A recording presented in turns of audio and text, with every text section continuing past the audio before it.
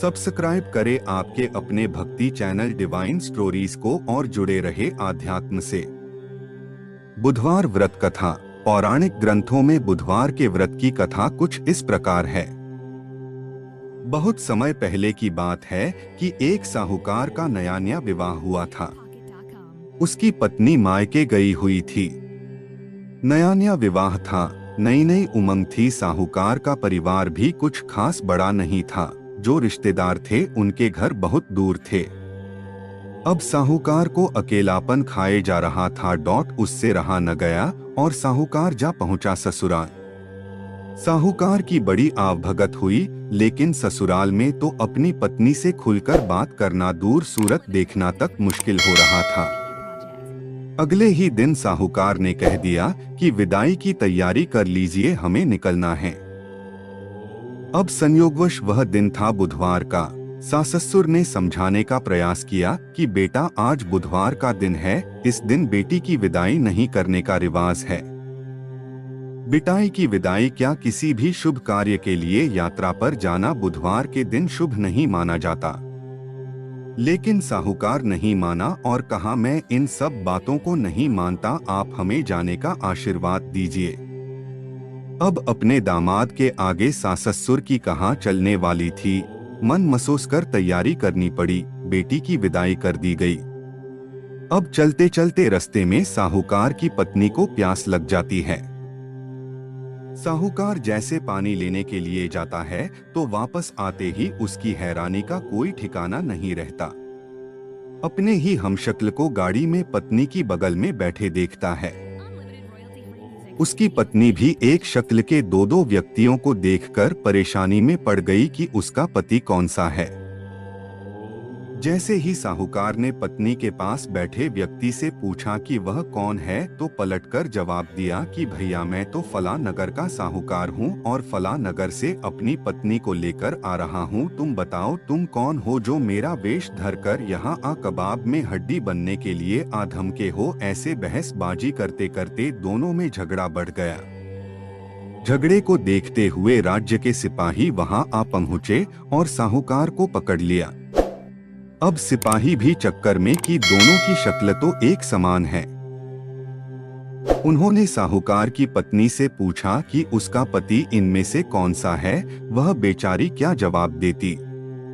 तब साहूकार ने हाथ जोड़ लिए और भगवान से विनती करने लगा कि हे भगवान, यह आपकी क्या माया है।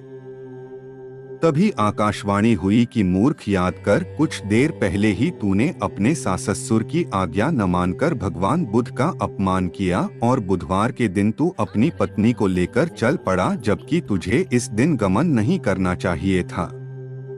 यह स्वयं बुद्ध देव हैं जो तुम्हें सबक सिखाने के लिए तुम्हारे वेश में हैं। तब साहूकार ने कान पकड़कर माफी मांगी और आगे से कभी भी ऐसा न करने का वचन किया और बुधवार को नियमपूर्वक व्रत पालन करने का संकल्प किया। तब जाकर साहूकार के रूप में प्रकट हुए बुद्ध देवता अंतर्ध्यान हुए और साहूकार अपनी पत्नी को लेकर घर जा सका। इस घटना के पश्चात साहूकार और उसकी पत्नी दोनों नियमित रूप से बुधवार का व्रत पालन करने लगे। मान्यता है कि जो भी व्यक्ति इस कथा को कहता है या सुनता है या फिर पढ़ता है, उसे बुधवार के दिन यात्रा करने से किसी तरह का दोष नहीं लगता और समस्त सुखों की प्राप्ति होती है।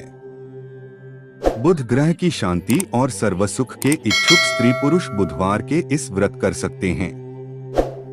ज्ञान, बुद्धि, कार्य, व्यापार आदि में उन्नति के लिए भी बुधवार का व्रत बेहद शुभ और फलदायी माना जाता है। बुधवार के दिन बुद्ध देवता के साथ साथ भगवान गणेश जी की पूजा का विधान भी है।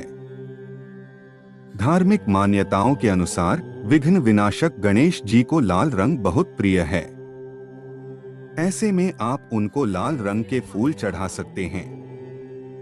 उनकी पूजा में आपको गुड़हल, लाल गुलाब का फूल अर्पित करना चाहिए। इसके अलावा आप उनको गेंदे का फूल भी अर्पित कर सकते हैं। बुधवार व्रत की विधि। व्रत वाले दिन सुबह उठकर स्नान आदि कार्यों से निवृत्त होकर सबसे पहले आप भगवान के प्रतिमा के आगे बैठें। गणेश जी की पूजा करने से पहले संकल्प लें, क्योंकि किसी भी पूजा को शुरू करने से पहले संकल्प लेना आवश्यक है। सबसे पहले एक चौकी लेकर उस पर लाल कपड़ा बिछाएं। इसके बाद गणेश जी की प्रतिमा स्थापित करें। कुमकुम, अक्षत, घी और अगरबत्ती से गणेश जी का पूजन करें। इसके बाद गं गणपत्ये नमः का जाप करें। बुधवार व्रत में रखी जाने वाली सावधानियां। गणेश जी की पूजा में तुलसी का प्रयोग न करें। गणेश जी की पूजा में टूटे और गीले चावल का प्रयोग न करें, नहीं तो आपको गणेश जी के क्रोध का सामना करना पड़ेगा।